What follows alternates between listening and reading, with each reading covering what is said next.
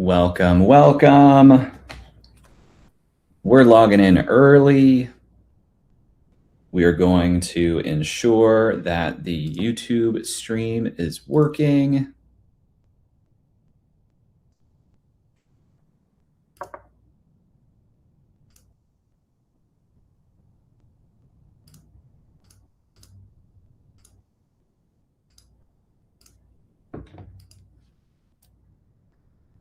Here we go. Gotta make some updates to the webinar stream on YouTube.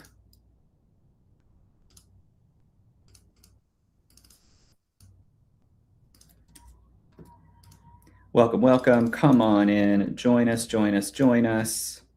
We're gonna get started here in just a few minutes.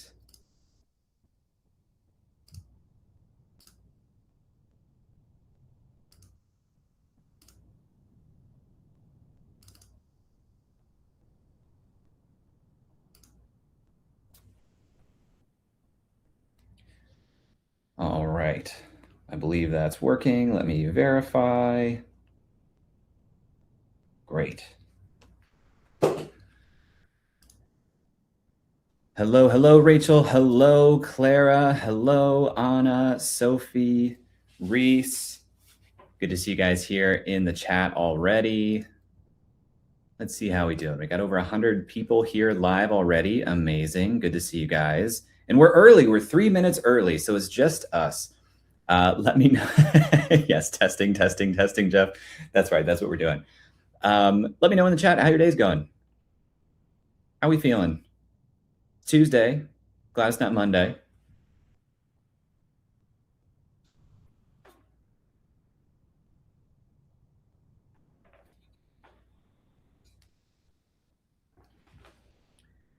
So we've got Stephanie from Texas. We've got Catherine from Vancouver Island.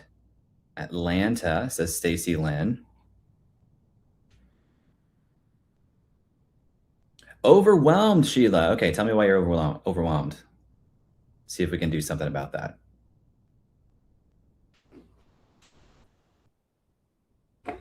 Two days away from launching, Margaret. Congrats.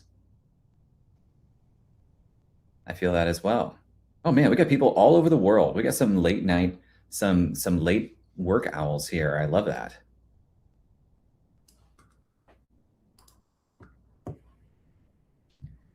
Let's see, got to put my presentation thing up on the teleprompter. We got Andrew from the Boston area. We got folks in Amsterdam. Sophie, we have 2 team members here at Creator Science who are in the Netherlands. Crazy, crazy. Speaking of team members, I should probably check our team Slack and see if anything is broken. Mal says we're live. My wife says we're live. Good. Evident to me now, which is great. To be in the house. Yes. We have our Creator Science mascot, Tubi, who is also our AI assistant here at Creator Science. And we have our own plushie. And he sits here. I don't know if you guys have ever heard of the rubber ducky theory. I don't know if it's a theory so much as like a process for engineers who are debugging code. The rubber ducky method is basically when you're looking at code and trying to understand what is broken, you read through each line of code and explain to a rubber duck on your desk what that line of code does. So sometimes my rubber duck method is talking to Tubi and saying, here's what I'm trying to do, especially liquid code in Kit. It's like, here's what I'm trying to do, and it's not quite working. And then we walk through it. Or I use my OpenClaw AI assistant Tubi, and he just solves a problem for me sometimes. Stacy Lynn wants a plushie. Okay. Stacy Lynn, if you can rally another like 299 people, then we will have enough votes for a minimum order quantity of plushies. Little known fact, we have a completed and functional Creator Science merch store that we have simply not yet published publicly for some of our more popular hoodie designs that I've been personally wearing. This was a hoodie that we designed for our in-person offline event for lab members this year. And Tubi is on the back. We got Tubi on the back of this. I want to introduce him into our YouTube content because I think there's a lot of potential here. I don't know if anyone here is a fan of homestarrunner.com, like millennial flash video content from early 2000s, but I have aspirations of making our YouTube content feel a little bit more like Homestar Runner and Strong Bad Emails, and my friend Tubi here would be a part of that.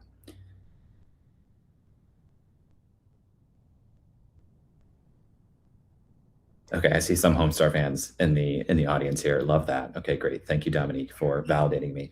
Trogdor! Yes. Okay, little known fact, because I see we have some Homestar fans in the audience here. My sister Emily had a Strong Bad email that he answered, and you can find it on YouTube. If you watched a YouTube video, the email was called Marzipan. So if you search Homestar Runner, actually, you probably search Strong Bad Email, Marzipan, you'll get my sister's Strong Bad email. It's written by Emily C. from Oahu, or Ohio.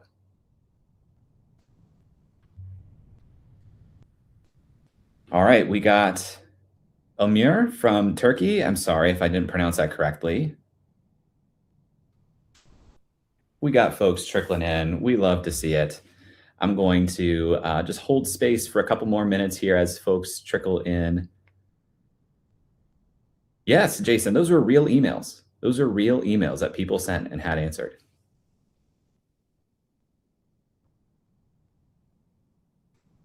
What's Homestar is a valid question. You could just look that up. It's kind of a trip down memory lane, but if you don't remember it, it's not much of a memory lane for you. And I don't know if now is the time to get into Homestar Runner. Unsure. We got Maggie in the house. We got Tommy in the house. There's Laura in the Netherlands. Brandon from Pittsburgh. Caleb from Boise. Great. Seeing multiple folks here from the lab. Love to see that. I'm seeing a couple people reporting looping of audio. Is that more than just one person?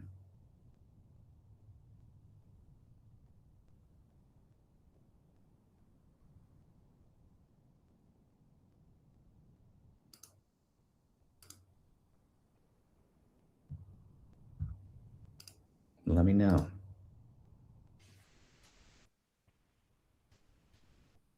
Okay, why would that be happening?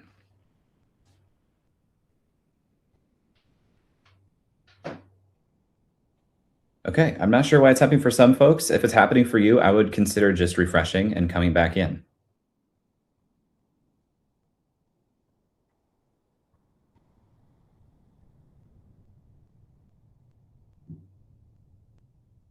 Okay. All right, guys. Well, excited to have you here. We are going to get started here in a moment. I'm going to start sharing my screen.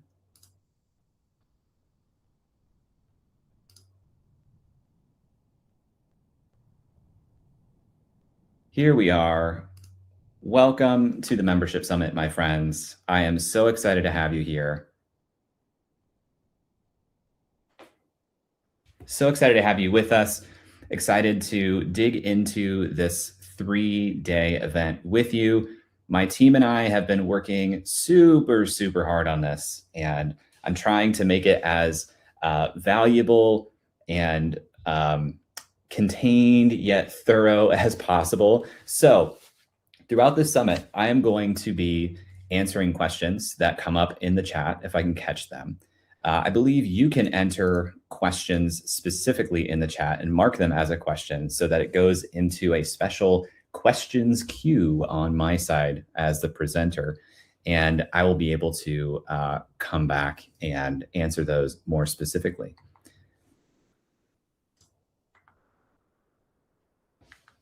In the chat, we've already done a lot of this. I've been asking you where you're calling in from. We've seen a lot of this. So why don't we go here? Why don't you let me know why you are here today, what you're hoping to take away from this? I would love to hear a little bit about that. going to read some of these out. I'm going to zoom in on the chat so I can read it a little bit easier as well.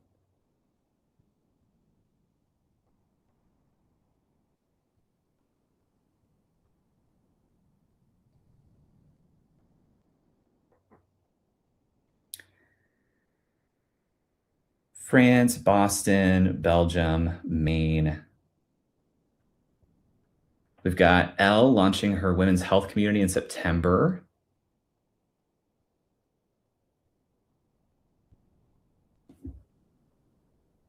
Liz wants to make her membership better. We got folks with high ticket programs, revamping an existing membership structure. Keely, good to see you. I know we've interacted in email a little bit. Amy wants to increase her conversion. Kyle wants to make his membership as amazing as the lab. Thank you for that hidden compliment. I appreciate that. Hey, Tom's in the house. Tom is thinking about his next steps for starting a community. Christian's looking for starting a good membership program for self-paced learning. Great. Great, great, great. Matt says, I think it's time to start a membership. Nino in house. Nino, good to see you. All right, cool. Let's get started. My name is Jay. I've been doing this content thing since 2017.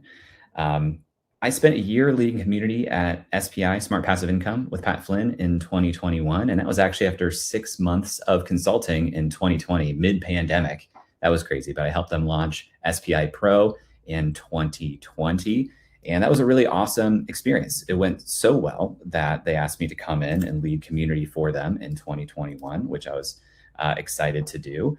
But my business kept growing. And in 2022, I went back out onto my own, started building behind the Creator Science brand, and launched my membership in 2022. The lab is a place that I've been running, like I said, since 2022. It's where creators experiment and learn together. We started that in 2022. We're at about 340 members across different tiers this year. And in 2025, we had our biggest year of the membership in terms of revenue, earning $496,000. On the right here, this is a photo from our most recent offline event in Boise. This happened just this month. 2 weeks ago, we decided to take on organizing an in-person offline event the same month that we're doing this summit. It's been an intense month, guys. So as you're hanging with me over the next couple of days, excited to have you here, but also just know that team's been working hard. We're trying to do our best for you. If something breaks, if audio is looping, hopefully we troubleshoot that here live in real time, and we have some grace for us here as well. Today is all about teaching. I've allocated 90 minutes here, and if we go over a little bit, we go over a little bit. It's all good. All I want to do today is sit here and teach what I can. If by the end of this week, you've enjoyed this experience and you want some more help and support working with me to help you get started, you'll have an opportunity for that to happen as well. But in the meantime, I'm going to share as much as I possibly can over these next 3 days to give you a huge leg up from where you're coming from. You know, I know we're all starting at different points. We all have different goals, but my goal is that you leave these 3 days and you feel like I have so much more to work from, and I can skip over some of the issues that I might have otherwise stumbled through. That's my goal here for the next 3 days. Also, I want you guys to say hello to Anna here in the chat. If you see Anna in the chat, Anna is a member of my team, and she is monitoring the chat. She's helping me manage some things. She is a part of the Creator Science team. She's my integrator. And if she notices that I missed something, then you can absolutely know that she will be jumping in. Okay, real quick, I'd love to know which one of these 4 options sounds the most like you right now. A, you're considering a membership. B, you have no plans for a membership, but you're here to learn anyway. C, you have a membership, but it's struggling a little bit. And D, I have a membership, or you have a membership and it's doing great. Which one sounds more like you?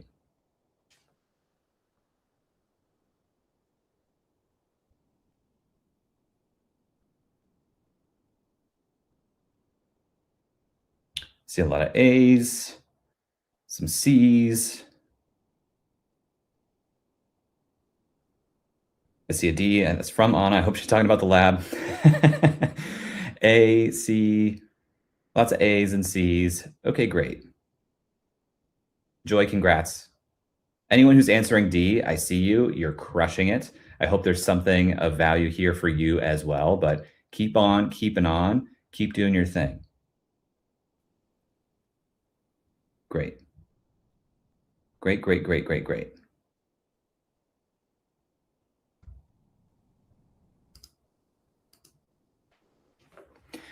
So regardless, you're in the right place. Like I said, if you answered D on that, congrats, and feel free to share any thoughts in the chat of what's going well for you, because I think that's probably something we can all learn from as well.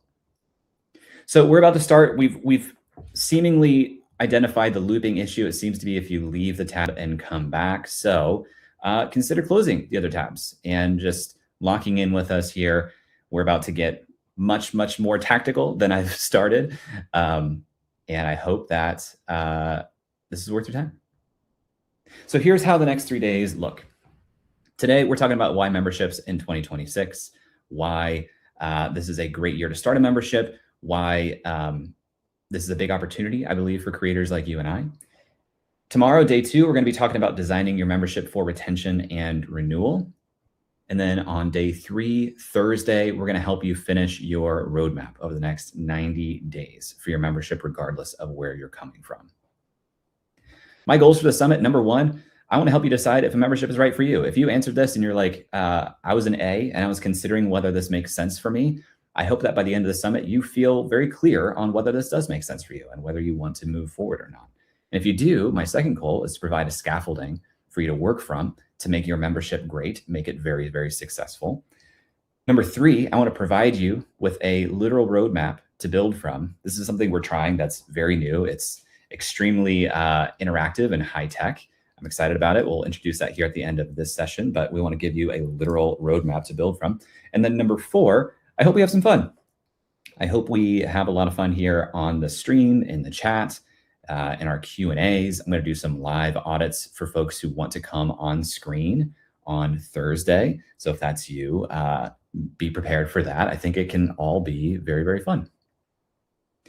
So today we'll have a full overview of the summit, which we're kind of doing right now. We'll talk about who this is for and not for, what's happening in education in 2026, why I personally love memberships, the 4 reasons most memberships fail, what makes a great membership. And today, at the end of this session, you'll get a link to start filling out an interactive audit for where you are right now. Tomorrow, we'll start with a little bit of a recap of today. We'll have a fireside chat with my friend Chad Carson. Chad is a member of the lab. He's been a member of the lab for 3 years. When he came to me 3 years ago, he had a course that was doing very well. He was doing cohorts. They were doing about $200,000 per year, but he was doing a lot of launches. And he was thinking about shifting to a membership model. Over the course of really about a year, that first year, he shifted to a membership model. And in 2025, last I checked with him, he had earned more than $900,000 from that membership, which is crazy, huge growth. And so we're going to talk with Chad about the decisions he made, the changes he made, why that has worked particularly well for him, and what we can learn from that.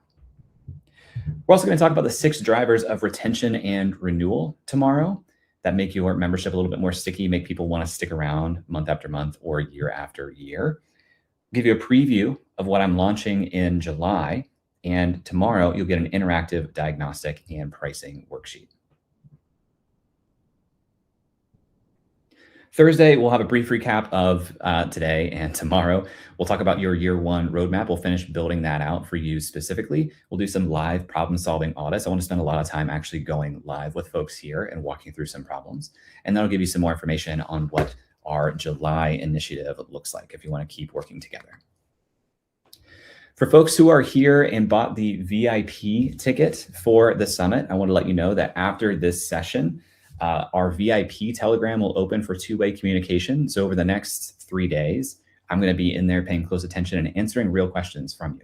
You'll be able to post messages to that Telegram and ask questions, and I'm going to respond to them as best as I can. This is a big experiment. Both Telegram groups are a big experiment. We've never done this before. I was really encouraged to try this out, and I'm having fun with it. I know Telegram can be a little spammy. So if you join the Telegram and you're suddenly getting spam messages from other people on Telegram, I'm sorry.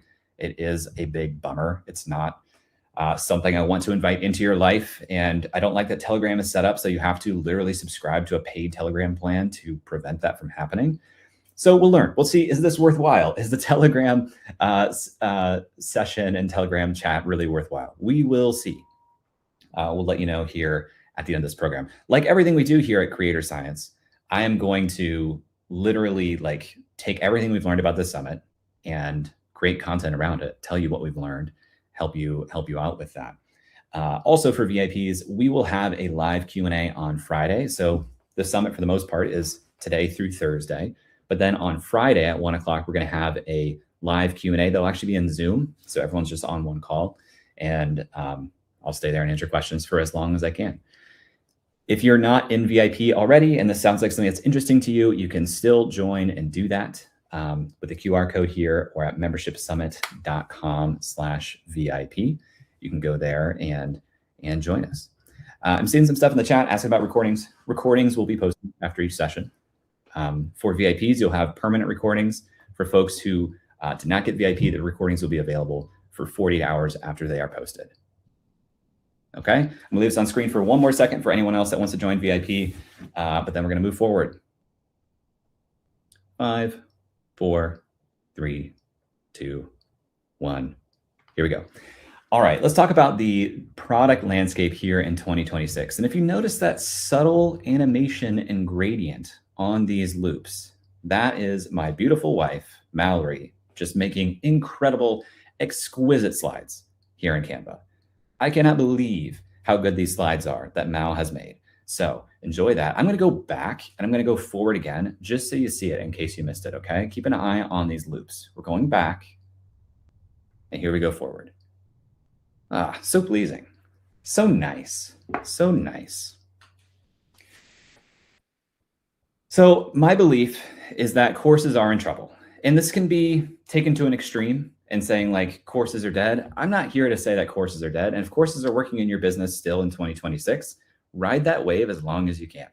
I think that courses are in trouble for information that is less technical, less difficult to ascertain. So folks who might still have good success with courses. We have a member in the lab actually who has very in-depth knowledge and experience in industry that is difficult to get.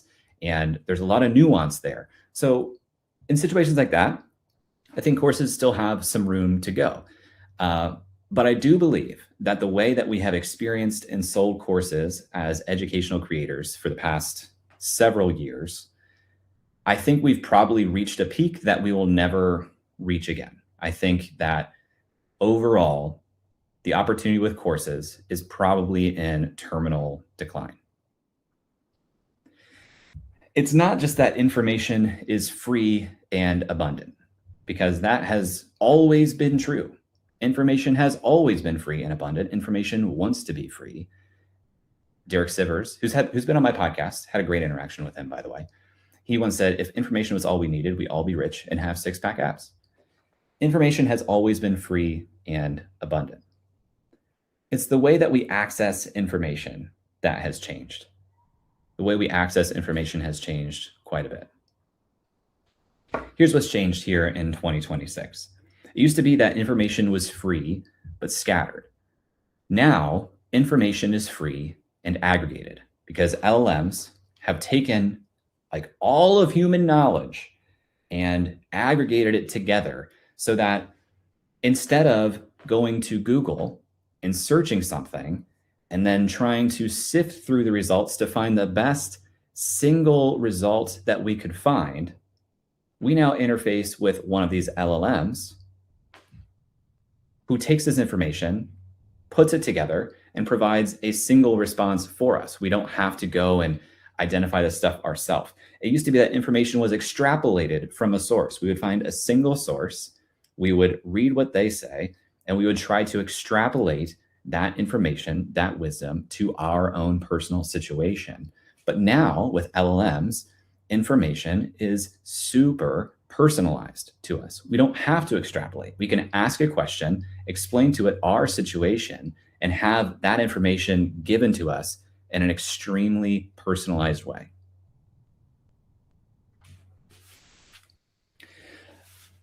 It used to be that courses were an efficient-ish solution.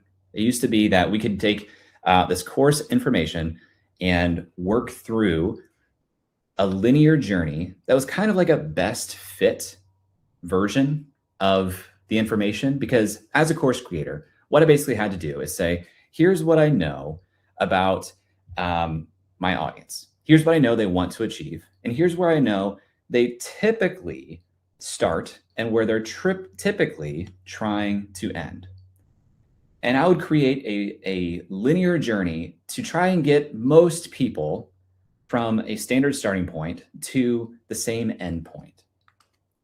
But now that everything can be personalized so much, courses don't feel very efficient at all. They feel depersonalized, and they feel like I'm being kind of shoved as a round peg through a square hole. As course creators, it also used to be that you could give information away for free, but charge for the curation. So the model for a lot of us was like, we're creating free content all the time. And a lot of stuff that we sell in our courses is stuff that we have shared for free on our YouTube channel and our essays, wherever. But the curation and ordering and sequencing of that was valuable and worth buying a paid course for. But now, savvy internet users can go to our entire catalog of free content and actually create personalized education with our own free content. It's just the way things are going. It's a genie that I don't think we can put back in the bottle, but it's changing what we see value in. You might have seen this essay that Tim Ferriss wrote 2 weeks ago. It certainly made the rounds online and got a lot of people's attention. It's titled, "Has AI Already Killed How-To Nonfiction?" Talked about his sales trends, his personal data, and what it might mean for the future. And this is what he shared. He shared his year-over-year book sales information. So he used 2022 as the baseline. In 2023, his book sales decreased 5%. In 2024, they decreased 13%. In 2025, they decreased 46%. And so far in 2026, he's projecting a 57% decrease over 2025. So he has seen massive drop in book sales. And he extrapolates from this. He makes his own predictions and asks the question, is prescriptive nonfiction the canary in the coal mine? And I'll call your attention to this highlighted bit here. He says, my position, and I genuinely love to be wrong, is yes, prescriptive nonfiction is the canary in the coal mine, and the coal mine is enormous. His perspective, his belief is that prescriptive nonfiction, including how-to YouTube videos, prescriptive podcasts, online courses, newsletters, advice blogs, he thinks that it's not that it's going to disappear completely, but that this is going to be source material that we interface with through LLMs, which, to read another way, is going to make it inherently more difficult to charge for this information. So where does that leave us as traditionally merchants of prescriptive non-fiction information? There are a few product models that I'm personally bullish on. I shared this at the Personal IPO Summit that my friend Chanel ran earlier this month. There are some changes that I'm seeing to how creators like us, mostly educational creators, are changing the way that we monetize. Excuse me. I think we're going to see a lot more people moving from do-it-yourself style products to done with you or done for you style products. I have spent more time in the last couple of months tossing around and considering a world where I have a done for you agency style offering than I have in years, because people will never stop paying for outcomes. And there's no shorter line to an outcome than hiring somebody to get you personally, directly to the outcome. And there's going to be a demand for that continuing. I think more people are going to move towards it because they can feel that demand. Done with you is kind of a hybrid in the middle. It's a little bit like what we're doing here, where I'm giving you some information. You're still going to have to take some action, but I'm going to be there to give you feedback along the way. More so like a cohort-based course fits into this done with you sort of model.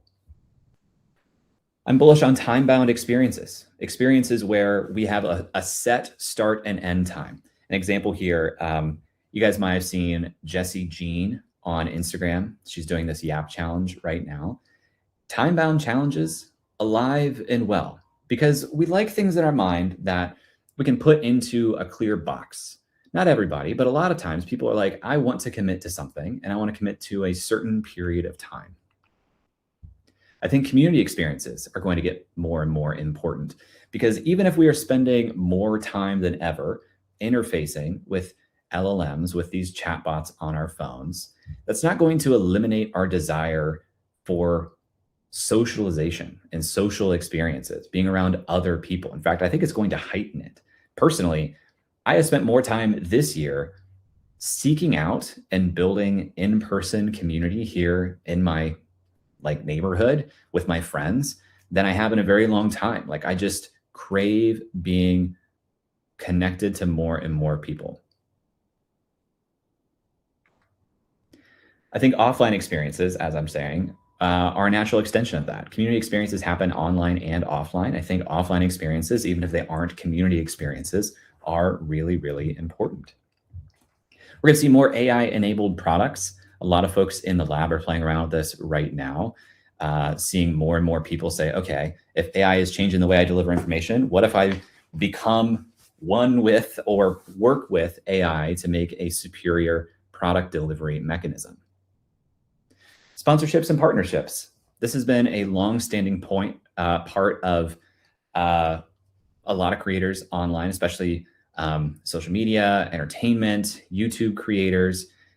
I don't think this is going anywhere. In fact, I think this is increasing. We've seen just a growth in advertising spend from traditional TV and media to social media and content creators. So this is growing. This has become a larger part of our focus here at Creator Science. And affiliates as well.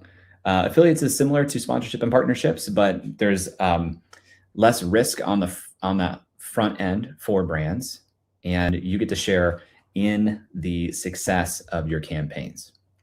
Both of these last two, sponsorships and partnerships and affiliates, they do not come, or they come with an element of dependency on a third party, which I don't love, but they're there. They are an opportunity. So to kind of round out the Tim Ferriss story here, he concluded with some predictions that he thinks the market for information is collapsing into the chatbot. The market for transformation, for sitting with one mind at length on a subject that it has bled for, might just get smaller, weirder, and more interesting. So how do you do that? He says his prediction is 3 points. Number one, find your 1,000 true fans. If you start off doing this well, but have meandered, it's time to revisit. You get very clear on who those 1,000 people are. Number two, surprise and delight them, over-deliver again and again. And then number three, success.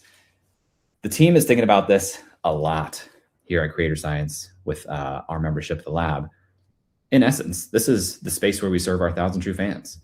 And we will never run out of appetite and ability to surprise and delight those people. Like, if you have customers, it serves you well to just spend more time thinking, how can I over deliver and better deliver for my customers, versus trying to find new customers over and over and over again.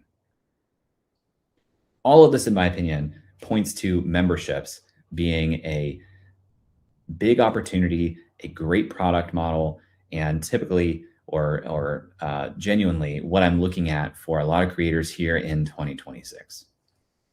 Because memberships combine a lot of these things I was pointing to. I didn't even highlight in this the done with you, which memberships offer done with you style education in a lot of cases. You could have AI enable aspects of your membership. You can work with brands and partners and have them come into and serve your audience inside of membership as well. Same with affiliates. So memberships represent a lot of what I'm bullish about moving forward. And I assume that's why you're here as well. I think you see this opportunity a little bit intuitively, but this might have given you a little bit more rigor and strength behind why we're thinking about this. So why do I specifically love memberships? First, let's do the most obvious reason. If we look at, this is my P&L for the business since it started in 2017.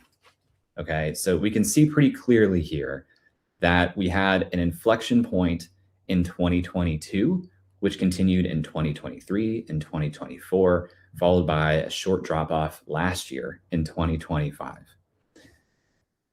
The lab started in 2022.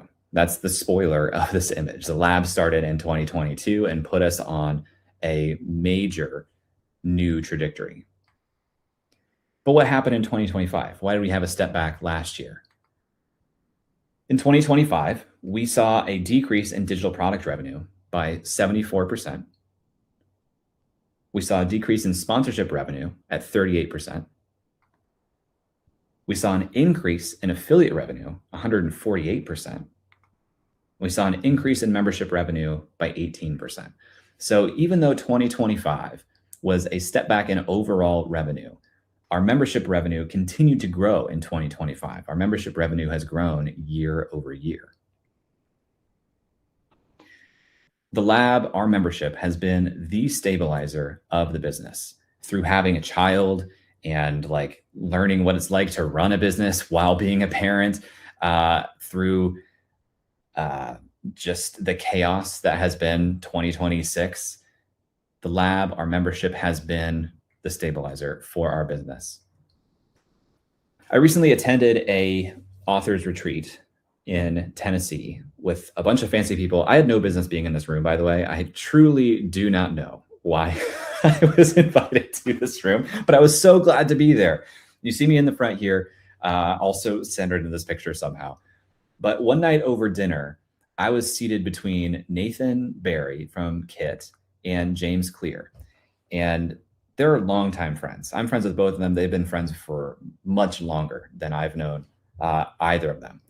And so I'm sitting there at dinner with the two of them. And the subject goes to, what is the ultimate business model? Like the two of them just were having fun talking about what is the ultimate business model to build the like best business possible.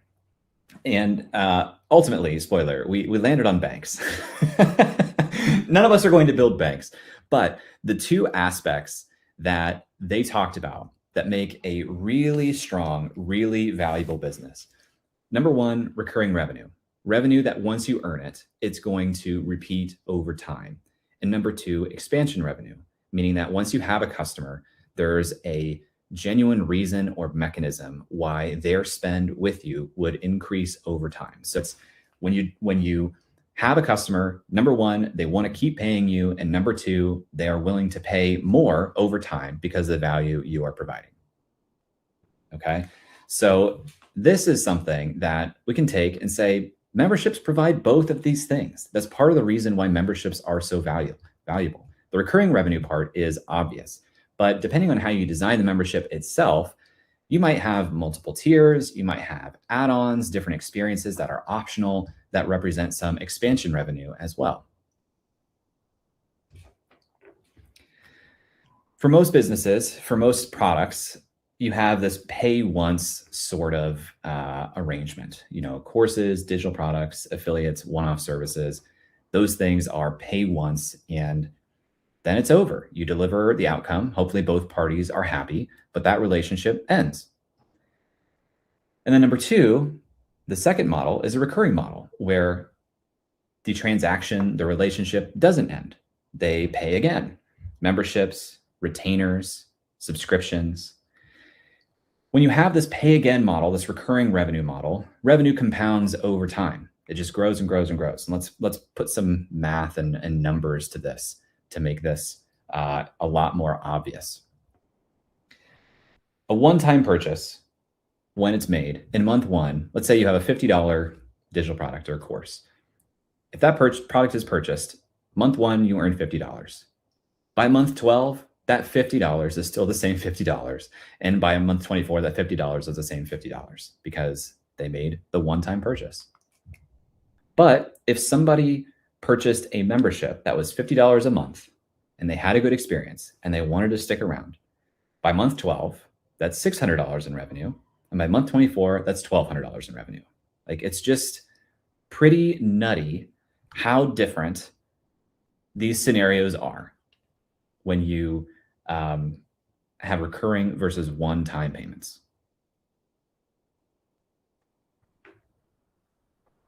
Memberships provide predictability, and predictability changes how you run your business. Let me show you why predictable income changes the way you run your business and what you build. Number one, predictable revenue gives you permission to hire. I recently had a conversation with Rob Walling, who's the founder of MicroConf. Before that, he actually built Drip, which is an email marketing platform. But now he's doing MicroConf. He has a investment tool called TinySeed. He has a media empire. And we're talking about hiring.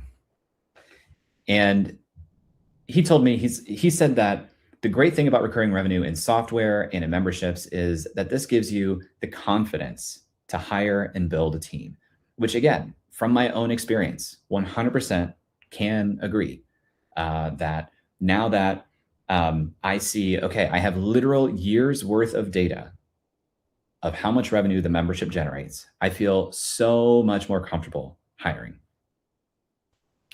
Number two, it gives you permission to build and make longer term bets. When you aren't so worried about where revenue is coming from next month, it allows you to make decisions that are longer term. You're not saying, what do I do this week to generate revenue next month? It's number one, how do I continue serving my customers so that they have a good experience and they want to keep renewing? We'll talk a lot about that tomorrow. And number two, what is the best long-term decisions we can make for the business this month?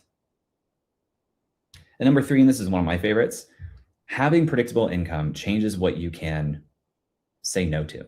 It changes your options. It gives you more options. And there's nothing more important, I think, than feeling the freedom to say no to things that you simply don't want to do. Because in our businesses as creators, nothing matters more than the trust we have with our audience. And if we are making decisions that are short term and not in alignment with our audience because we feel like we have to, we can't say no to that opportunity, that's a big problem. I often see partnerships that to me feel out of alignment, inauthentic. And I think it's because the revenue opportunity is there and people aren't comfortable saying no. So having recurring revenue in your business gives you that permission, that ability to say no. But this is about more than money. I wanted to start there because it's obvious and it's kind of an elephant in the room and I can show it very visually. Like, yes, the membership that I have has fundamentally changed my business, has changed my life, but this is about more than money. Communities shape who we are. And I want to tell you a little bit of a story. And here in a minute, we're going to get to some of the Q&A in the chat, just to take a little bit of a breather. But I want to start with a little bit of a story here. When I was in high school, we would every summer get our equipment checked for the upcoming football season. They would measure us for shoulder pads and thigh pads, but also helmets. And every year when I went in to have my head measured for a helmet, it was the same guy. And he didn't remember me, but I remembered him every year. Every year he would say, and he would measure and remeasure. And he would say, okay, you're too big for a medium, I think, but you're also too small for a large. One year he said, you're a tweener. And I just felt like that term so perfectly described the way that I have always felt as a person, meaning that I have always felt like I'm in the space between different groups. I never felt like I belonged perfectly to one friend group or one professional group. I always felt like I could blend in places, but like I never fully felt like I was in a specific place. So for as long as I can remember, I have found or built communities. It started when I was in college. I found this organization called the Business Builders Club. It was the entrepreneurship club at Ohio State. And it was incredible. These people were so welcoming. And I just made that my home for like 4 years. So this photo in particular, I was in much better shape and kind of ripped. This is my senior year, and I was leading the entrepreneurship club at Ohio State. And between our executive team and the club as a whole, this felt like a place that I could start to belong. And then towards the end of college and just out of college, I organized a lot of startup weekend events in Columbus, Ohio. So I would run these 3-day, see some patterns here. This was a 3-day live event called Startup Weekend, where we would help people ideate and start startup companies, like software companies. We would have designers, developers, entrepreneurs. People would come with ideas, and over the course of the weekend, it was Friday evening through Sunday evening, we would build out a prototype, and we would talk to customers, and we would like have a competition. It was awesome. And so the Columbus startup ecosystem was my community. And then I started exploring the online world around 2017. And the first thing I did after I quit my tech job to go out on my own was I joined Seth Godin's Alt MBA program. And this was a Zoom call in that Alt MBA program, early cohort-based course. We would literally have like 6-hour sessions on a Saturday. It was crazy that we were spending this much time. These people were so committed to it. And these people like really identified with Alt MBA, the program. Man, I'm seeing some chatter in the chat. People are recognizing folks from Columbus. Love that. But yeah, this Alt MBA program was so eye-opening to me. I was like, I can't believe how much these people like love and identify with this space and this community. And it's because a lot of the people in the program, they felt like tweeners in their work life. They felt like they were ambitious and committed and working really hard, but they just couldn't meet other people like them in their day-to-day life. And suddenly in Alt MBA, these were people who just felt like their people. On the back of that, I started my first community called Unreal Collective. It was a community for founders and freelancers. We built this was essentially facilitated mastermind groups. I would work with groups of 5, and we would have 3 or 4 groups at a time. And I would do that cycle 2 or 3 times a year. So from 2017 to 2020, I worked with about 120 founders and freelancers through these mastermind programs. And on the back end of that, we had a Slack community. Now, this is going to sound kind of crazy, but in 2017, I had to teach people how to download and use Zoom. Okay. Like nobody had used Zoom before in 2017. When I shifted from Google Hangouts to Zoom, people were like, what is this? How do I do this? And we used Zoom for the calls, and we had a Slack for in-between calls. And after people had finished the 12-week program, they stuck around in Slack. And one of the people that I met through that experience was Matt Gartland, who lived in Columbus as well. He was running a creative agency, and he had an idea that he was working on. But he experienced this cohort. He experienced what I did in Slack. And shortly after we did that program together, his agency was acquired by Smart Passive Income, and he became the COO, eventually co-CEO of Smart Passive Income.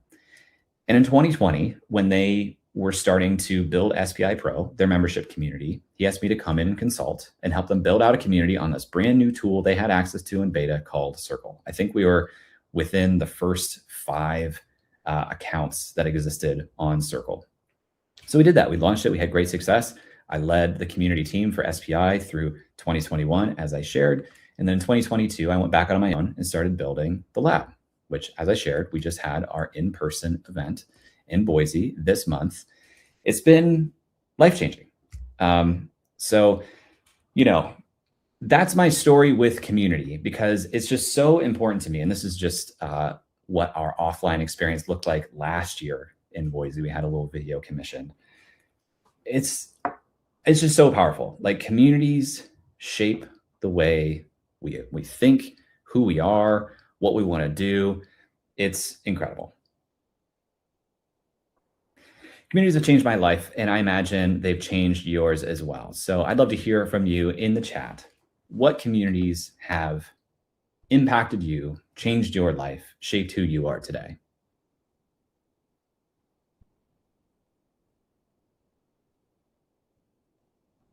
I'm gonna look here in the chat and read some of these out, because I'm always curious to do this research.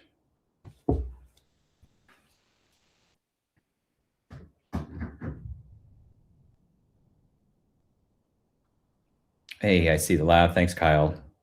Running, esports, generalist world, wandering aimfully, Toastmasters, rental property mastery, Future Pro, Ali Abdal's live YouTube cohort, SPI Pro, Nova Scribes, World Domination Summit, Neurodiversion Summit. I never got into Chris Guillebeau's stuff. It was before my time. Church communities, totally. Learn.community, Tom's community, that's amazing. Wandering Aimfully, improv, Ship 30 for 30, Self-Care Society, the ADHD community, Local Mothers Support Group, LinkedIn, Right Grow Sell, Safe Space, Accountability Success Circle, All NBA, Vistage. I'm not sure what NOLS is, but I'm going to look it up. Priya Parker, great book. Hiking, Wandering Aimfully, Akimbo, Inner Development Goals. Okay, this is so fun. This is so fun. Look how diverse this is. Look how wide-ranging this is. That is the amazing, magical thing about community.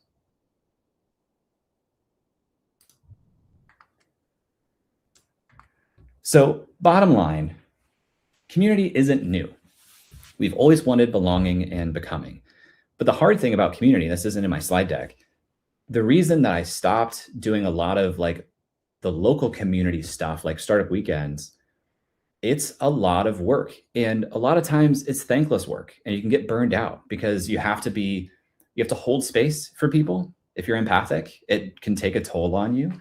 And if there's not a sustainable model behind it, people just get burned out, And that's why I think memberships are a great alignment of incentives between you and your members, because the payment required to join the membership is also what makes the program inherently sustainable. And we want a community that is sustainable, that continues, that persists, because if we love that space, we want it to continue to exist. You can create that transformation for people, and that's what I want to help you do over the next 2+ days. It's something I've been talking a lot about recently. I was on Ali Abdal's podcast a couple years ago to help him launch his membership. And then last year at Craft and Commerce, I spoke with Nathan Barry about the future of education, kind of predicted where things were going with courses. I think we're still going to see some of that play out, but this is what I'm doing. This is what I want to help you with. Before we talk about parallel versus shared experiences, I want to do a quick time check. Okay. And I'm going to jump in and look at some of the questions that we had in the Q&A real quick. To everyone asking about the recording, we will send the recording after the event, okay? We will have recordings. Okay, this is an interesting question from Anthony that I'm going to broadcast to the room. He asks, do memberships make sense for people that want to be a career coach? Memberships, as we'll talk about, are extremely flexible.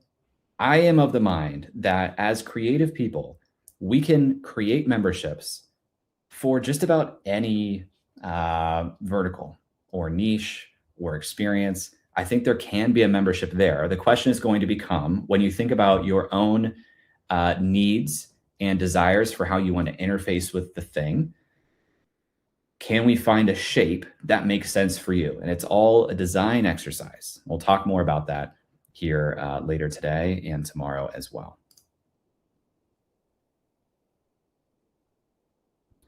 We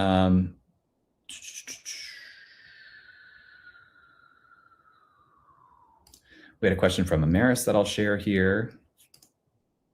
Curious if you have any thoughts, insights on memberships for academies, i.e. it includes an extensive multi-year curriculum, community space, monthly calls, etc. So a bit of everything, because it's unique and I'm struggling to nail down pricing and structures. Yes, I think this is possible, but the trap that you might fall into with this line of thinking is you don't want to make a membership that just feels like a bunch of stuff. Like, we need to unite the idea of all the stuff you get underneath a very legible promise that you're making. And we'll talk more about that here shortly. So I'm just going to keep pressing forward here. Thank you guys for sharing your questions. We'll have lots of time at the end to answer more of these. Okay, let's talk about parallel versus shared experiences, because this is something that I'm thinking about a lot these days. There are two ways to experience the same thing. There's parallel experiences and there are shared experiences. And let's think of it this way. I love the NFL and I can't wait for the season to start. And when the season starts, I'm going to sit down and watch Red Zone for possibly 7 or 8 hours a day. And I'm going to love that. But what I love more than watching Red Zone on a Sunday is being active in my fantasy football group chats, where everyone else is also watching Red Zone and we're reacting to the same things at the same time. And we have shared stakes because we're in that fantasy football league together. So fundamentally, whether I'm watching that broadcast alone or with other people, I'm watching the broadcast. The content is the same, but the experience is super different, because the experience that I truly love is less about the content, the thing, and more about the shared experience of watching it with other people. That is the ultimate fun that I have. And I do it for a lot of things. You know, when I watch The Bachelor on a Monday night with my wife, part of that is like The Bachelor is a train wreck. And I see someone in the chat saying Love Island, same concept. It's a train wreck and it's fun to watch, but I love watching it with my wife. I love having that shared experience. And we have friends who watch it too. And now we're in a group chat with them, texting them about it and having that shared experience. That is the magic of shared experiences. Whether you're watching a football game or listening to a new album that was dropped, or watching a TV series, or eating, you know, having a meal, reading a book, doing these things with other people makes for a different overall experience and outcome and fun. It's just better. Most courses historically have been parallel experiences, people who are doing the same thing. Like, you might have dozens or hundreds of students who are going through your course, but they're all doing it in parallel. You might have hundreds of people reading your paid newsletter, but they're doing it in parallel. YouTube is kind of an interesting in-between here, where, you know, people watching your videos, they're probably having an individual experience unless they're in the comments. But if they're in the comments, are they truly having a conversation, or are they talking at each other? Like, are they coming back? Are they building relationships? Most things that creators produce are parallel experiences. And to me, that is suboptimal. It's just, it's not that it's completely suboptimal, it's that there's a missed opportunity here. Memberships with a real community element are designed to create shared experiences. They take these parallel things and basically open up a through line, a conversation between people that has a shared experience then. And when you have shared experiences, they provide things that parallel experiences can't. Shared experiences add this level of accountability that makes it more likely that people finish what they've committed to. They add an element of real-time feedback between other people who are doing the thing. If you get stuck, if you have a question, people can answer that question. We see this with the difference between a pre-recorded course and a cohort-based course, both of these things. You know, real-time feedback is, hey, I'm trying to do this exercise, but I hit this wall. I have this question, I'm having this problem. Can you help me solve it? In a pre-recorded course, you hope that they leave a comment and then you can respond to them and get them help. But that not only slows down the timeline, it just doesn't always happen reliably. Having this real-time feedback can be really, really helpful.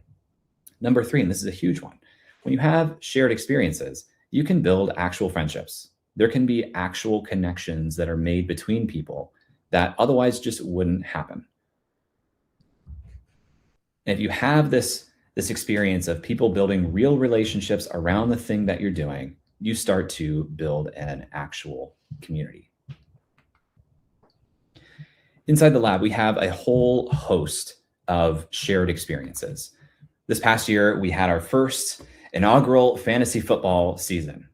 Congrats, Chanel. I don't think she's here on the stream here today, but Chanel Basilio of Growth in Reverse won our fantasy football league. She beat me in the championship, fair and square. Congrats to Chanel. Thank you to James, who organized this and made sure that actually got off the ground. This was member-led. This is a member-led initiative. People saying, hey, we're in this community. I care about football. If anyone here wants to put a league together, I'm going to do that. We have a wellness group that Matt in our community is running, where he said, I used to run this for a company that I worked for. I want to help people improve their health and wellness. We are creators, we're stressed, we have lots on our plate, but it doesn't mean that we should give up on our health and wellness. So I'm going to run a challenge inside the community to help people get more steps or be more mindful. That's fantastic. Another member-led effort. We had a fantasy survivor league. For folks in the community who watch Survivor, we found a website that does like fantasy football, except for Survivor attendance or Survivor players. And that was a really fun thing that just added to my experience of watching Survivor. It added to my experience of being in the lab. That was awesome. Stan, congrats on winning if you're here. We had a morning wake-up crew. This was led by a man named Cal. He noticed that a lot of folks in the community were talking about trying to be morning people. He was ex-military. He wakes up every day at 4:30. He said, I want to help you guys wake up. He put together a small group experience inside the community. And we had a bunch of people who were waking up earlier than ever before and getting a lot of work done and feeling like I have changed what this is like. These are shared experiences inside of our shared experience. I saw a great question in the chat from Joy. How are members who are running these things getting compensated? It depends on the experience. For people who are just motivated and want to do it and they're like, hey, can I do this?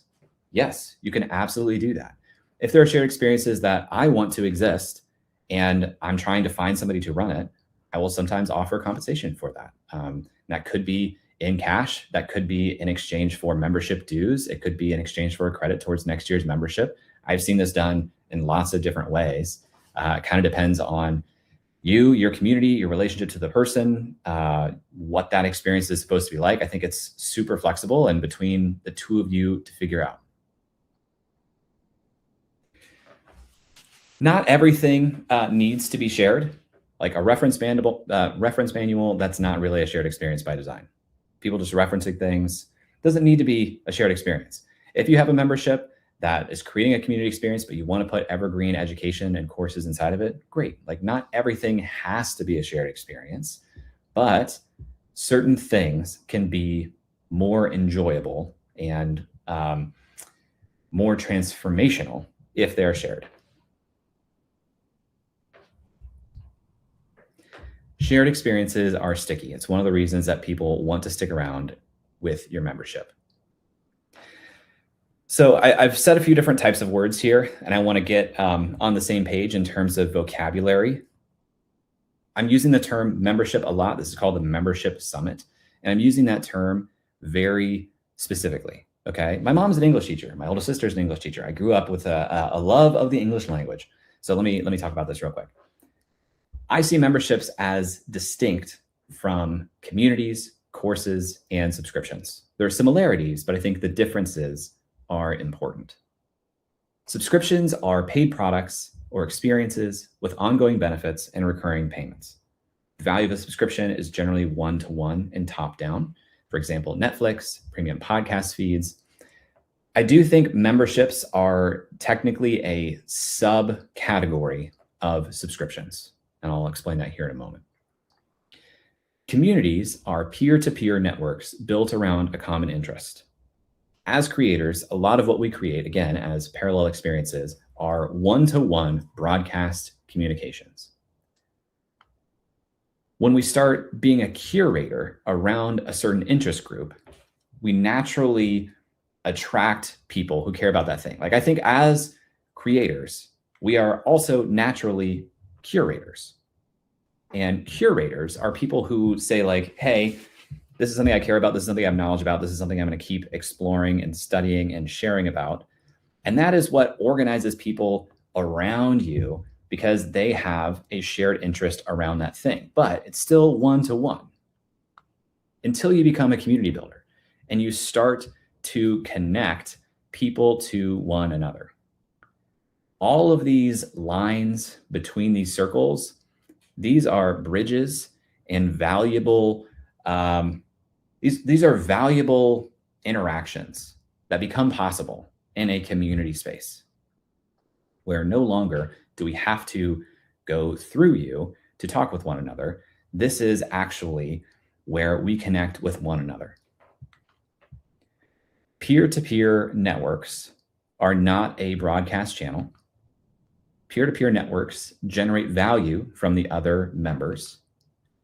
And peer-to-peer networks are in service to the nodes of that network. They exist to serve all of the different nodes in that network. So a community is a place where people can connect and learn from one another. It can be free, it can be paid, it can be a part of another product like a course or a membership. An example here might be a listener community for your podcast. Community just means a group of people who are connecting around a common interest. A course is a paid product or experience with one specific desired outcome. It's typically a linear journey, a prescriptive linear journey that is a singular individual experience. Courses can be pre-recorded and self-paced, or they can be live, like a cohort-based course, which is kind of a hybrid. And then memberships, as I was saying, I would actually place this as a subcategory of subscription, because it's a subscription product. It's a recurring transaction that provides access to typically community and other kinds of courses. So like, you'll sometimes hear things called a membership that I would just call a subscription. Like, to me, a membership means there is a community experience.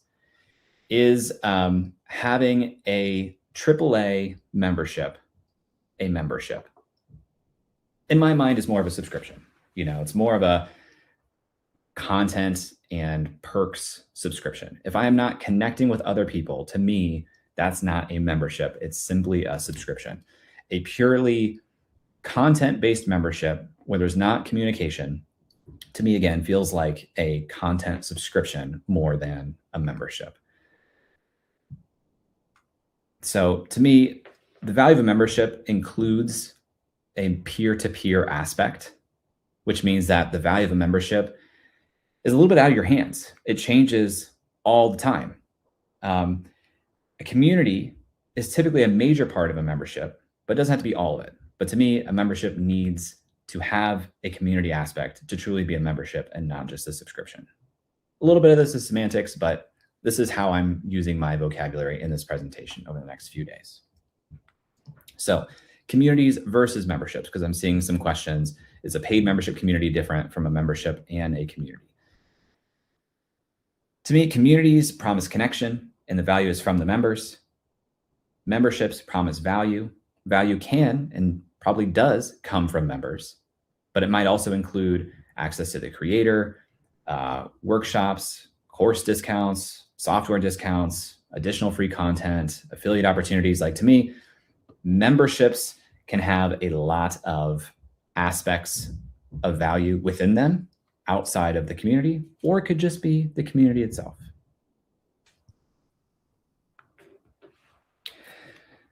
Memberships as a form factor have a lot of variability then. A lot of the questions I had leading up to this summit and even in the chat here so far today are around this idea of like, will memberships work for my situation? I don't want it to eat up all of my time. I get it. I hear all of that. These are super valid concerns, but I think they're all solvable concerns through the way you design the experience. So before we talk about how to design the experience and how to make a great membership, I want to talk about why most memberships fail. There are 4 reasons why most memberships fail. Number 1 is lacking a clear promise. We're going to talk about all 4 of these. Number 2 is lacking care from the creator. Number 3 is lack of direction. And number 4 is lack of villagers. We're going to dive into all of those. I see a question in the chat from Deborah. Could Jay give an example of what Circle community is not a membership community? Again, part of this is a little bit semantics. If you have a Circle community that is completely free, to me, that is just a community. I don't see that as a membership because it's not a paid product. It's not a paid subscription. Okay, let's keep moving forward on these. So what does it mean to have lack of a clear promise? This means if people don't know what your membership does for them, they won't buy. If it's not clear what you're doing for me, I'm not going to buy it. I'm not going to be interested. Potential customers aren't going to work that hard to try and understand the thing that you sell. Like we're simply not walking around saying like, gosh, I just want to spend money on something. Somebody give me something to spend money on. We're inundated with options for spending money. So our default is trying to disqualify things. Like I want to very quickly feel like this is not for me. So I can not think about, do I want to spend money on that thing? So your community, your membership needs to be so clear in what it offers to people that they can't disqualify it because it's clearly something they value and they want, at least some people, okay? If you're not clear very quickly, people just won't purchase because they don't care enough to do the work to understand why they should care. They're trying to answer the question, why should I care? When you are marketing your thing, when you're making your thing, when you're designing your membership, people need to know, why should I care? Because if they don't know why they should care, they're not going to care. Problem number 2, lack of care from the creator. Sales and content, I would say, is a transfer of emotion and enthusiasm. Our audiences naturally care about the things that we obviously care about because our enthusiasm, our emotion transfers to those people. And this is true after the sale as much as it is before the sale. If we can tell that you or your team aren't excited about the thing that you've made, i.e. your membership, we're not going to be excited about it either. Why should we care about something that clearly you don't care about or don't want to spend a lot of time within? It doesn't mean that you always have to be available, by the way. If you have a design constraint that you don't want to spend every day in the community or all day in the community, we can solve for that. But your level of care should shine through in the way the design of the experience is made. Even if you're not always available, when you are available, the way that you've created the space, the way it provides value to your members, it should be clear that there was care put into the design of that experience and what people are doing there.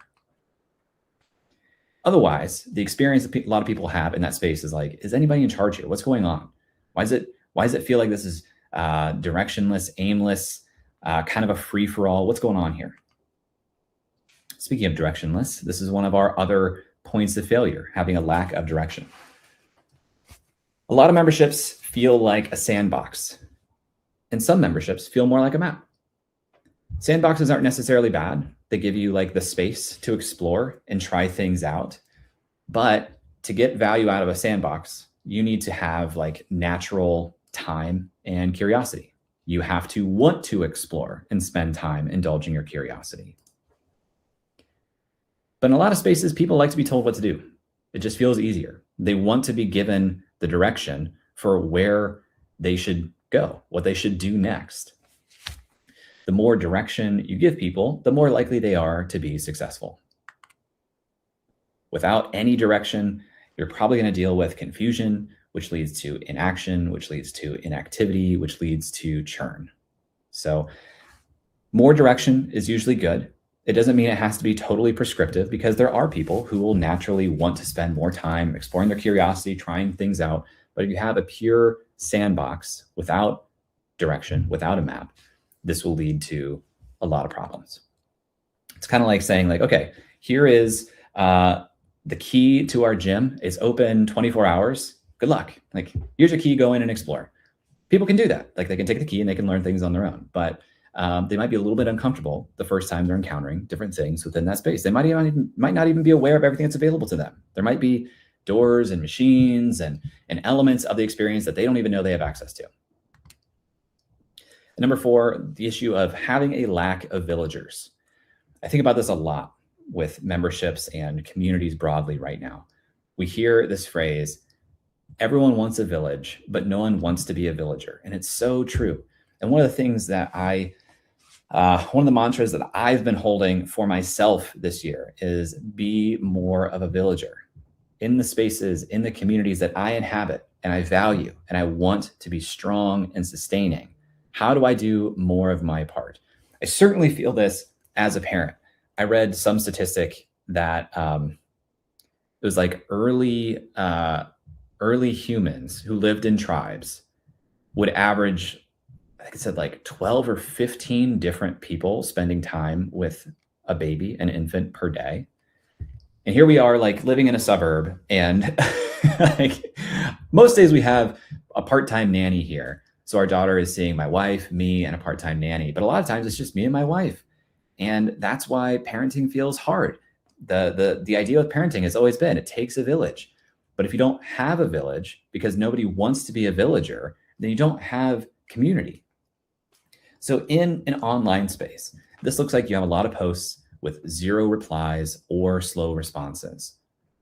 This often happens if you set an expectation that the value of this membership is based on content and consumption. If I come in expecting that the way I extract value from the space is consuming what is posted here, I'm going to come in as a consumer and not as a villager. I'm going to come in as a taker and not as a giver. These spaces have no reciprocation. They feel like, well, you don't care about me, so I don't care about you. It's a lot of two-dimensional names and faces, a lot of talking at one another rather than talking to one another. I had one email leading up to this where a reader named Andrea said, I haven't succeeded in making the community feel alive. It's not the go-to place for parents' questions, even though they love our live classes, emails, and social content. My gut, and it would take more exploration here, but my gut is these people came in with an expectation that the value of this membership is in consuming this content. They didn't come in expecting to be a villager. And so turning that expectation around is going to take a little bit of work. It actually happens before the sale. You need people coming in expecting that this is a community where we are giving, we're helping. We are as much villagers as we are villager, I guess. we're helping as much as we are taking away. So if these are the things that make memberships fail, what makes a great membership? All we have to do is invert these failures to see what a great membership looks like. So if failing memberships lack a clear promise, a successful membership has a clear promise. If a failing membership lacks care from the creator, a successful membership shows care from the creator. If a failing membership lacks direction, a successful membership has a clear direction. And if a failing membership lacks villagers, a successful membership is full of villagers. So I'm going to touch on each of these. I'm keeping an eye on the clock. I do want to leave some time for Q&A, but we're getting a little close on the time, and I recognize that. Thanks for hanging with me. So number 1, designing a clear promise. Your promise needs to be the intersection of legible, meaning it's easy to understand. Something legible is I hear it and I get it. An example is I help people lose weight. Okay, I get it. Compelling, something your target audience truly cares about. An example might be, I help people lose 10% of their body weight in 30 days. That feels pretty compelling. Maybe I want to lose 10% of my body weight. That's actually pretty big. I probably want to lose a little less than 10%. Differentiated, how you're different or better. Example here would be, I help people lose 10% of their body weight in 30 days without giving up their favorite snacks.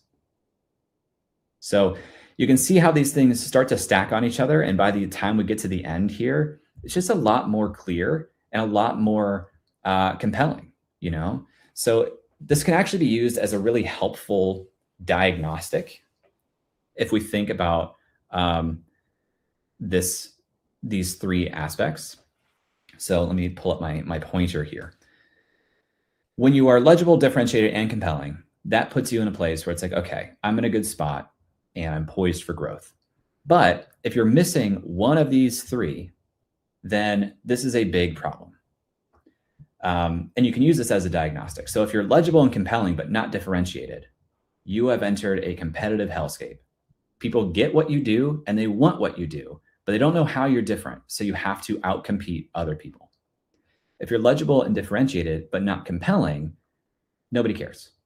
Like, I get it and I see how you're different, but it's not compelling to me, so I just don't care.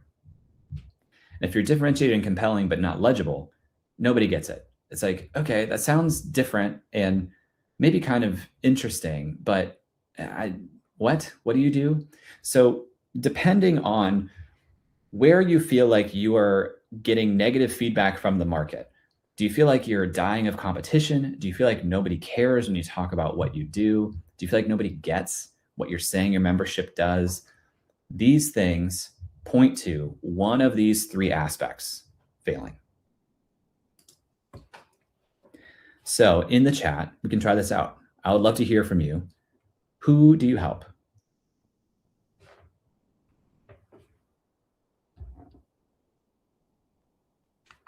And the second question will be, how do you make their lives better?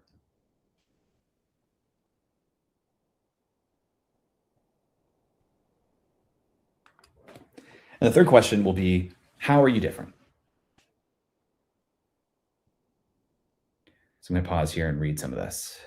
Jalissa helps creative women. Catherine helps creatives who are using their art in all its forms to change the world. Jen helps older populations. Marina helps homeschooling moms of middle schoolers. I see expecting parents. Millennial women navigating the challenges of dating. Ah, Amy, I thought that might be you. Good to see you here, Amy. Postmenopausal women, burnout attorneys, artists and creatives, educators and students.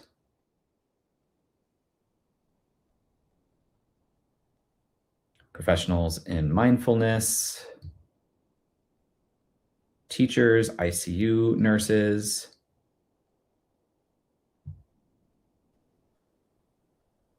Great. This is the type of thing that I would keep just working on and workshopping, trying to get as legible, compelling, and differentiated as you can, while also being short. That's a challenge. Can I say these things quickly in a short burst? The old elevator test. I have some examples here. These aren't going to be all perfect, but they're examples that I like, that I think are diverse, that might give you some direction here. I think Dr. Becky is doing a really good job, and it's really impressive. The scale of her community is pretty crazy. There are more than 100,000 people in her membership. And her promise is, parenting is hard. Our app makes it easier. So she helps parents, very legible. Our app makes it easier. Our app makes parenting easier. It's not differentiated. I would say this isn't clearly differentiated, but if we get down a little bit more, this helps you handle the hardest parenting moments, built by clinical psychologist Dr. Becky. Of course, she has a little bit of a benefit of being Dr. Becky, like she's kind of broken through. So being built by Dr. Becky and her IP is differentiated. We don't all have that benefit of being a known person, but I like this example.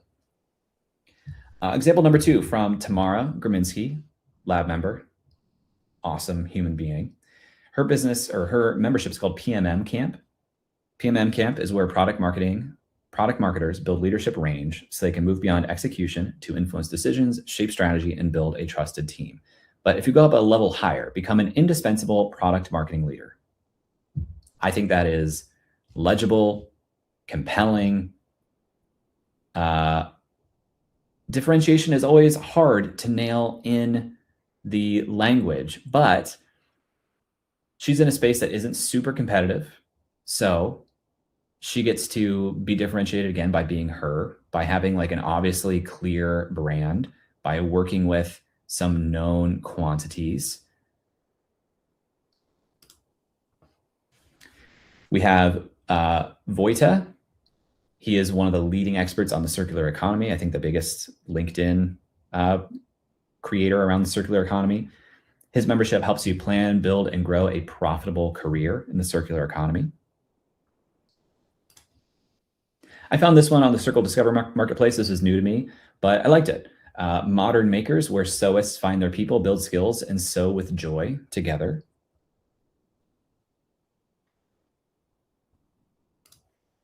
And last, I think Deborah is actually here hanging out. If I'm guessing the right Deborah from the first name here. Goats 365, raising goats without losing your mind. I love that. Living with, learning about, and loving goats 365 days a year. Deborah's got a fascinating business, but this is like just another great example of how creators are everywhere. We can do anything, and any one of us has opportunity. Like, yeah, if I'm having the experience of raising goats and I'm losing my mind and I don't know what I'm doing because I got sold. Oh, wrong, Deborah. Okay. Sorry, Deborah. I thought it might be you. If I'm having an experience with a goat because someone on TikTok convinced me that I could have a goat as a pet, maybe I need to learn how to raise goats. All right. Lastly, showing that you care. This requires you to have a lot of intellectual honesty. And what I'm going to ask you to do is look at every aspect of your membership through your members' eyes. Your sales language, how you check in with them, how you onboard them, the introductions they make and how you respond to them, or the introductions you make for them, the welcome messages that you send to them. Do these things show that you care? Do you clearly show through this experience that you have put thought and intention and care into this experience? Another thing I think a lot about is time to first win, TTFW. When somebody joins your membership, they have taken all of the risk because at that moment they have paid and they have not extracted any of the value yet. So when somebody joins, they're fundamentally shouldering all the risk of that transaction. And so it should be your biggest priority to help them achieve their first win as quickly as possible, to start to shift or eliminate some of that risk and get them excited about whatever effort is required for them to extract the value you've promised from that membership. I think about surprise and delight a lot. There's no way to surprise and delight without pretty clearly caring about your people and about the experience. The way you show up personally, again, doesn't mean that you're available all the time, but the way you show up when you do show up matters a lot.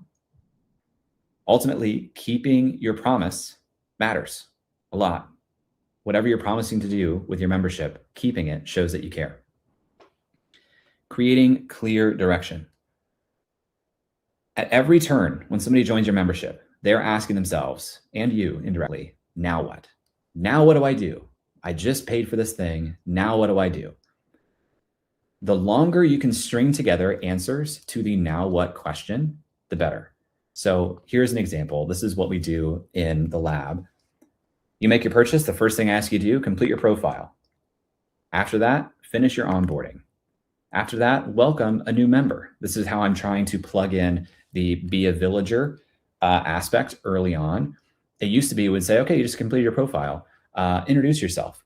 But actually, what we found through analyzing the behavior of our members who comment, or I should say, our most successful members, the ones that are happiest, that have stuck with us the longest, they have like a 5-to-1 comment to post ratio.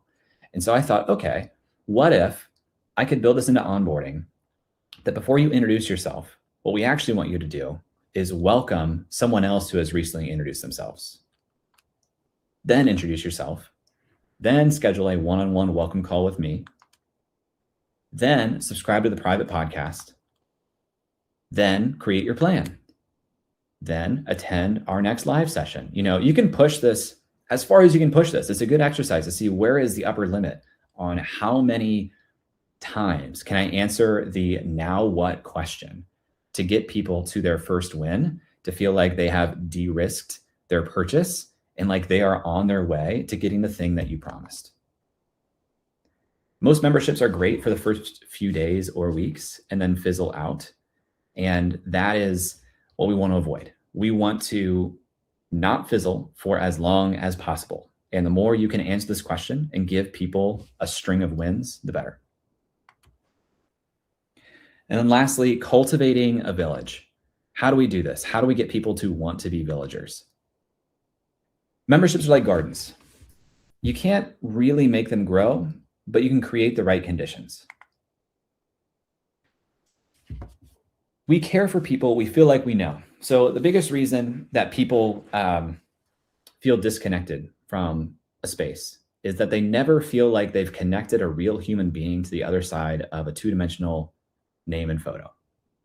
We care for the people that we feel like we know. So you need to get beyond names and photos using things like live calls, small group experiences, one-to-one introductions, offline experiences. In the beginning, that means that you need to model what it means to be a villager. So let me go back one point real quick.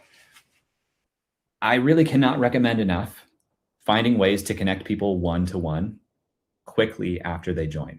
This is another thing we're working on in the lab right now as part of our revamped onboarding experience is I send one automated direct message when folks join the lab. And what I'm trying to do is identify who is the best person I can connect them to as quickly as possible. That's going to help them get through their next challenge and feel like they have a friend here in the community. That's what I'm trying to do. So when you can get people to see names and faces in a forum as a real person that they care about and they want to see succeed, there's no way around it. Being active in a forum means that there's some effort that you're putting in. Why would we do that? We do it because we care about those people.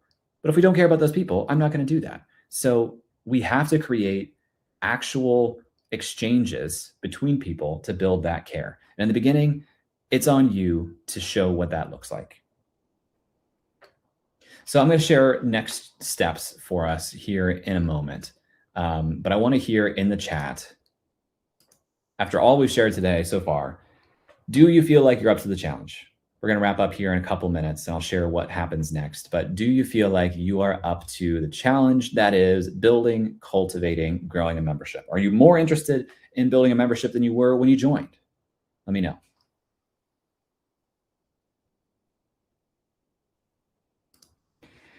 And while you do that, I'm going to tell you a little bit about tomorrow. Tomorrow, we're going to talk about what separates memberships people stay in from memberships they drift away from. We'll have a brief recap of today, a very brief recap of today. Again, we'll talk with Chad Carson, talk about how his business went from courses to a thriving membership. We're going to cover the 6 drivers of retention and renewal. I'm going to give you a preview of what I'm launching in July.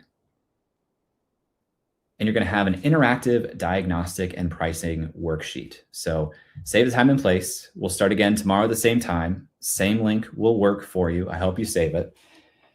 Chad is genuinely awesome. He's going to kick things off for us. He is the man. And I think you're going to love learning from him. So definitely come in early to meet and hear from Chad. Immediately following this broadcast, I'm going to be sharing an interactive worksheet with you in Telegram, and then a little bit later in email. We have an email going out later with the recording, but immediately after this ends, I'll share it in Telegram, and I'm about to show you what that looks like. I'm going to open up the two-way communication in our VIP Telegram. so that you can chat with me throughout. And if you did still want to join VIP, here is the link again to do that. It's membershipsummit.com/VIP. I think I can even put that on the page. Oh, no, I don't know. I don't have that loaded up. Yeah, so these are our next steps. This interactive worksheet is very, very cool.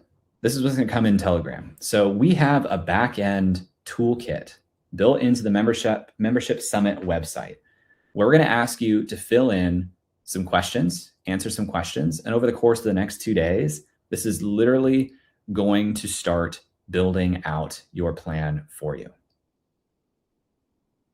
The worksheet is not only for VIPs. No, worksheet is for everybody. That'll come. But if you're not in the Telegram group, you have to wait for my email later to get it, which is going to be after the replay is processed. So it's going to take a minute. Worksheet is going to go to everybody, and this is going to start building out your roadmap over the next 3 days. Oh, yes. See, there's Anna in the chat. Here is our Telegram for everybody where this link will go. Okay. That's what's coming next. Here's that link again. I know we are at time, so feel free to jump if you need to. I'm going to stick through and I'm going to answer questions that were in the Q&A here for the next few minutes. Again, this is the Telegram link for everybody. Anybody has access to this Telegram, and that's where we're going to drop the interactive worksheet here shortly. And I'm going to go to Q&A.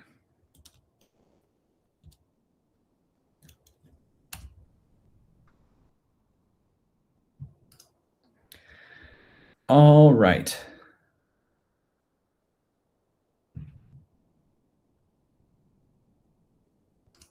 Here we go. Question from Chelsea. Mostly for tomorrow, but thinking about how to retain people if your offer is life stage based, i.e., I focus on expecting couples.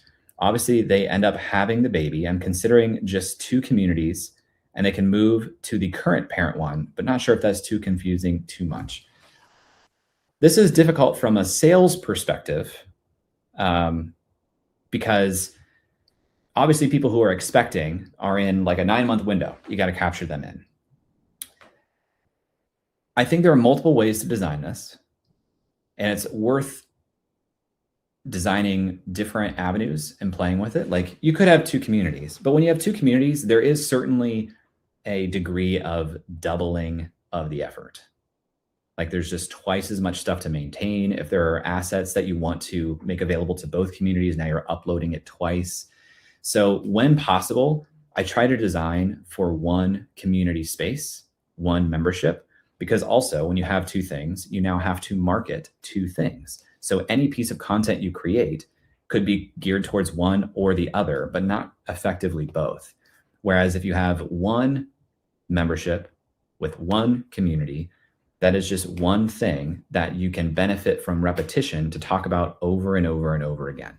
So I would think, what is true about both of these 2 life stages that I can tie together in 1 membership offering and just sell the 1 thing? And maybe there are different spaces within it. I gave the example of Dr. Becky's Good Inside app a little bit ago for parents.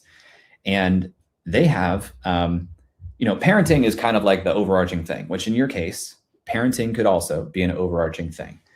And for them, they have like, okay, there are identity groups within it. Like I'm a dad versus I'm a mom, or I'm African-American, or I'm Caucasian. Like they have all these different groups within it where they say, okay, parents is a big umbrella. What is true for multiple groups within it that we can give them their own small space to benefit from? And I think in your case, Chelsea, there's probably a version of that as well.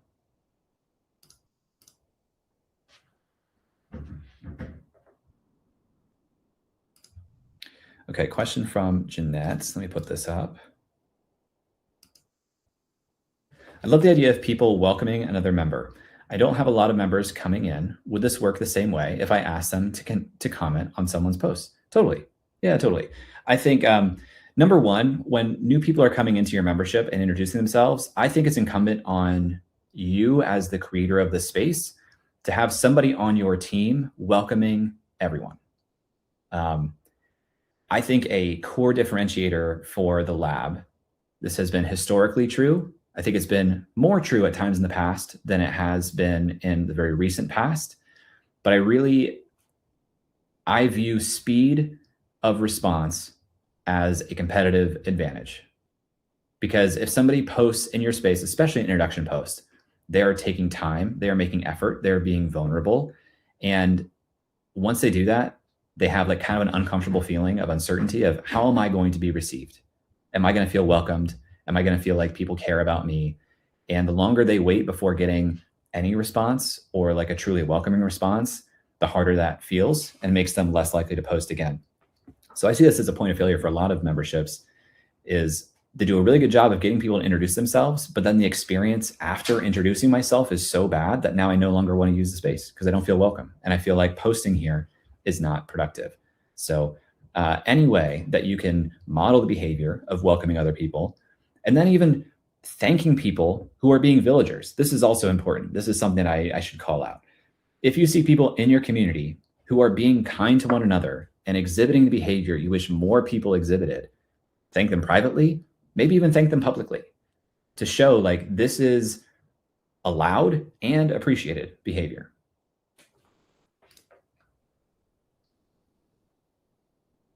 Paula asks, let me broadcast this. Do you give them the whole onboarding journey up front or drip it over time?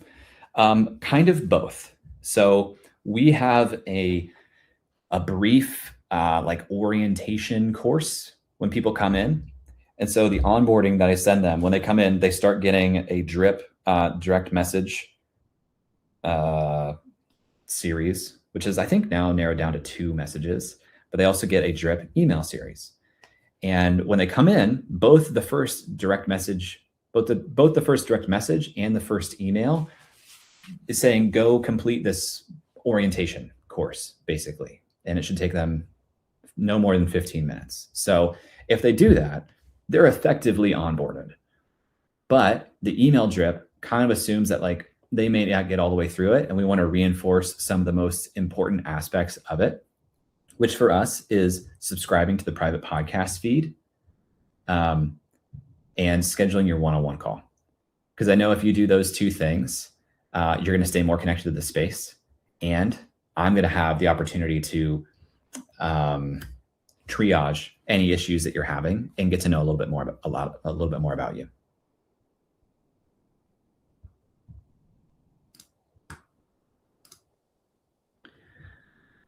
John asks, it looks like a lot of this is entrepreneurs and self-help creators. Will this course be valuable for purely entertainers? John, my bias is towards the education and transformation side. I think there's certainly benefit over the next 2 days for someone in your position, more entertainment. But a lot of the examples and the way I think about this is on a more educational and transformational side. It just is. It's my experience. I think it is harder to do memberships from an entertainment lens. It tends to look a lot more like a content subscription, but I also think there's opportunity to extrapolate what we're sharing in education to an entertainment setting to stand out and be a little bit different.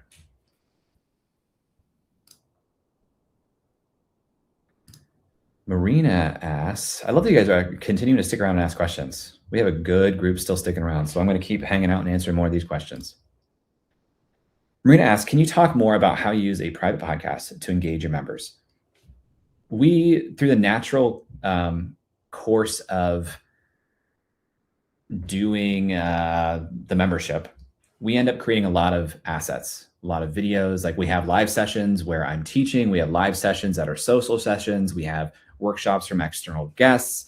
We have like sprints that we do. So we end up having a lot of net new assets. But computer time is limited for everybody, you know, and I shouldn't need to sit down at my computer to watch a recording if I could listen to it and get 90+% of the value. So the private podcast is a way for me to say, hey, we're all busy. Like everyone in the lab, we are professional, mostly full-time creators. And I recognize that when you're at the computer, you're probably working on your business. And being in the forum every single day may not be your highest priority. But if you saw something on the calendar that you wished you had attended but couldn't make work, or if you just want to like get in and get more of what was shared there, the private podcast is a way to do that on the go, in the car, on a walk, on a run, whatever you want to do. So I know that the private podcast makes members happier and more connected to the space because it allows them to connect to the space without being in the literal forum.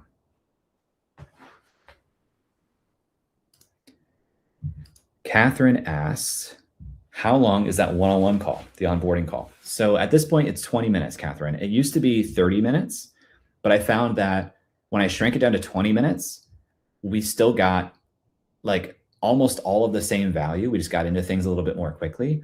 And a little secret is that I still block off the last 10 minutes most of the time. So if we go over the 20 minutes, I'm happy to go over. But what I didn't like was having an onboarding call where we got to like the 20-minute mark and it kind of felt like we were dragging things out to the 30-minute. So right now, those are 20 minutes.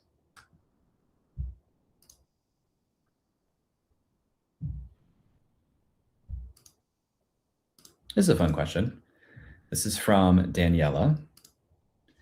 If you have learning content, how do you position that so that it's a shared experience? Is it as simple as instructing them to have watch parties, or do we create that?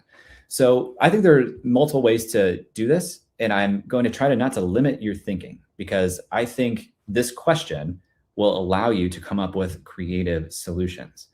But when I was at SPI, we did boot camps, live cohorts around Pat's pre-existing courses.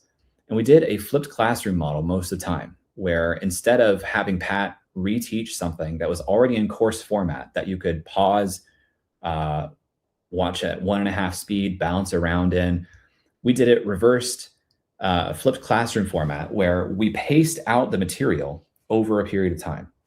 So we said, okay, we're going to do a Power Up Podcasting Bootcamp, and it's 6 weeks long.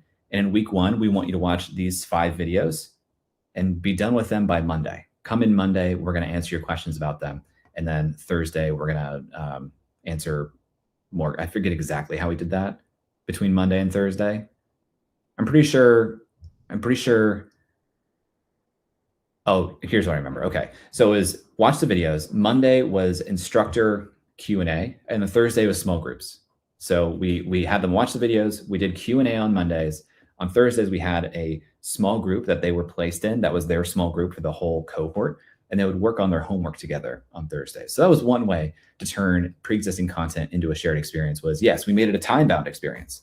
It's like, we're all going to focus on doing this course together over the next 2 weeks. We're going to start here, and we're going to pace it out for you. And if you stick up with it, we're going to be at this endpoint together by the end of it.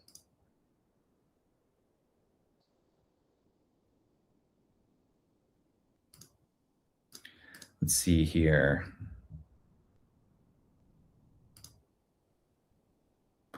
Okay, this is great.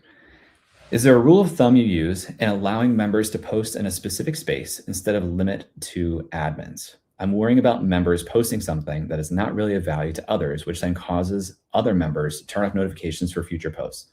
Depending on the tool you use, and personally, I'm a huge advocate for Circle, you can control default notifications.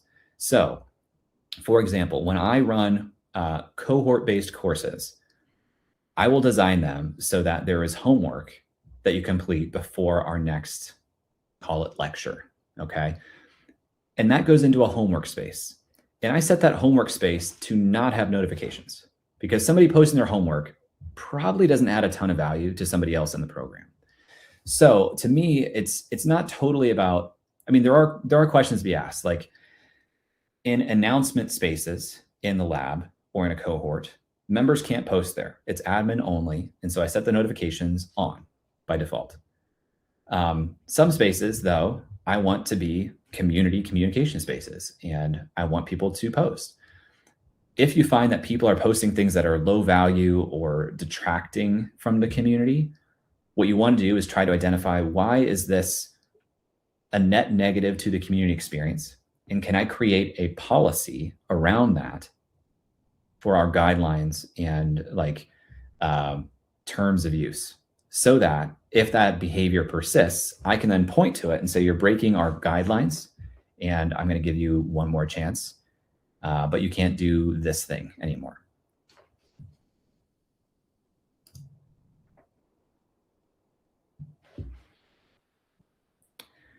Mia asks, I'm going to answer 2 more of these questions and then we're going to take a break for tomorrow. But Mia asks, will you talk about membership pricing at some point? I love the idea of a welcome call, but my price is too low to manage that. Yeah, great question.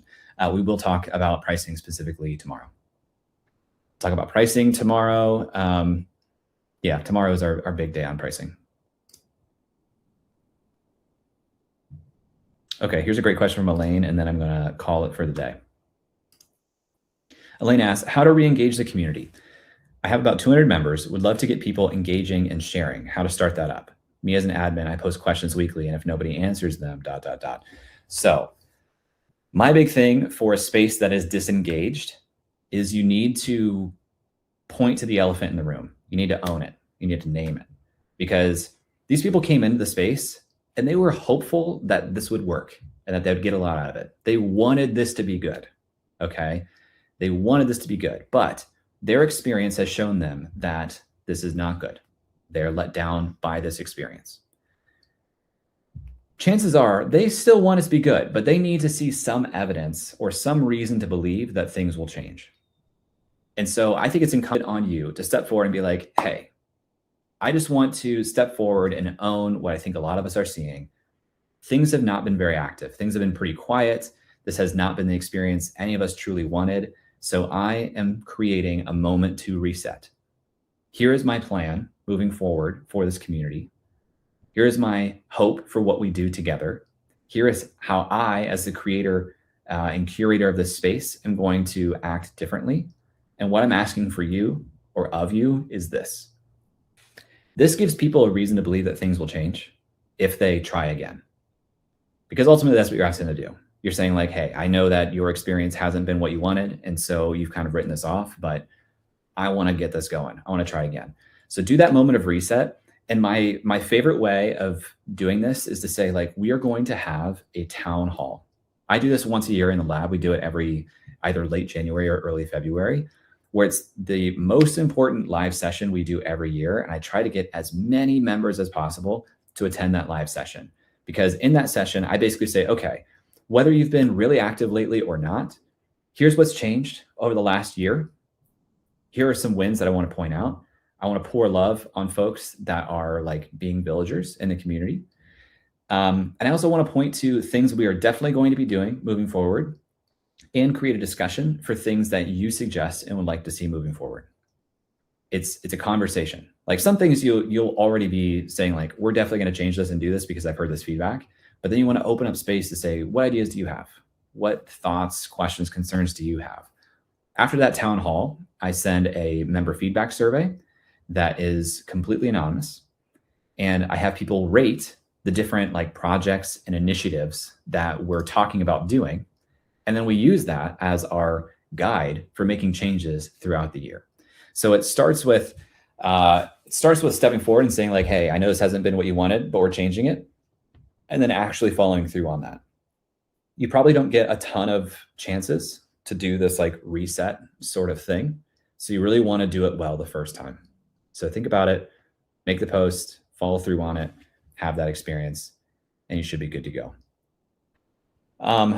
Okay, I'm going to call it for today. I need to take a drink of water. I need to take a breath. I need to take a little bit of a break. I hope that this has been super, super beneficial and worth your time here today.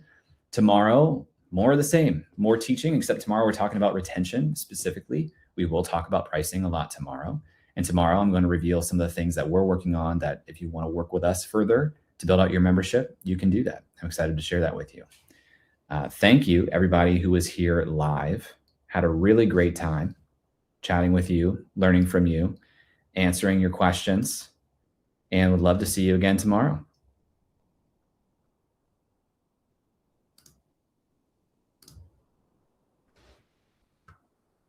Thank you, everybody.